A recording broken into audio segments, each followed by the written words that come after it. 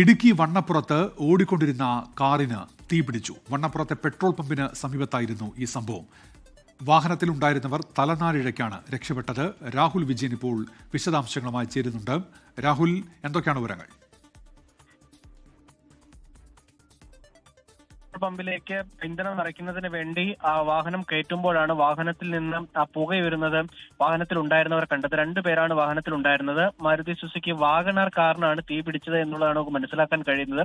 Short circuit ആകാം ഈ അപകടത്തിന് കാരണം, തീപിടുത്തത്തിന് കാരണമെന്നൊരു ണ്ട്. പിന്നീട് ഈ പുകയുയർന്നതിന് പിന്നാലെ കാറിലേക്ക് തീ പടർന്നു പിടിച്ച് പൂർണ്ണമായും കത്തി നശിക്കുന്ന അവസ്ഥയിലേക്ക് മാറുകയും ചെയ്തു.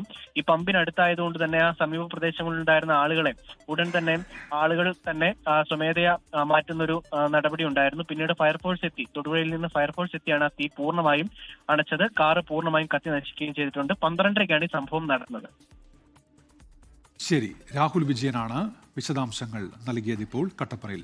ലോകത്തെവിടെയായാലും ഏത് സമയത്തും 24 വാർത്തകളും ഓഗ്മെന്റഡ് റിയാലിറ്റി പാക്കേജുകളും എക്സ്പ്ലെയിനറുകളും വിശദമായി കാണാൻ ഞങ്ങളുടെ യൂട്യൂബ് ചാനൽ നിങ്ങൾക്ക് സബ്സ്ക്രൈബ് ചെയ്യാം.